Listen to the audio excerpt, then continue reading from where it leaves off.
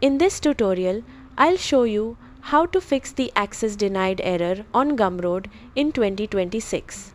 If you see an access denied message while opening a product page, dashboard, checkout page, or your library, this usually happens because of login session problems, account mismatches, browser conflicts, or security restrictions.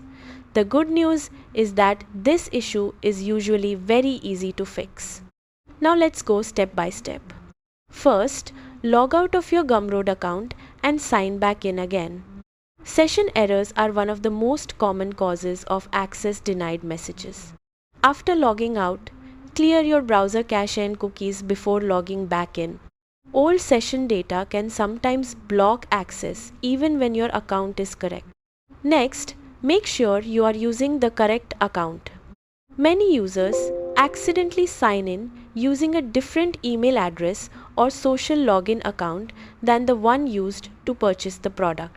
Double check that you are logged into the exact account that owns the purchase or manages the product.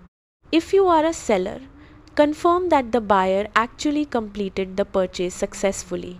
If the buyer used another email during checkout, the product will not appear in their account and access may be denied. You should also disable VPNs or proxy services temporarily. Sometimes Gumroad security systems block suspicious IP addresses or unusual login locations, which can trigger access denied errors. Switching to a normal internet connection often fixes the problem immediately. Another good solution is to try another browser. Open Gumroad using Chrome, Brave, Firefox, or another browser and test again. You can also open Gumroad in an incognito or private browsing window to rule out extension conflicts. If the page works there, the problem is most likely caused by browser extensions or corrupted browser data.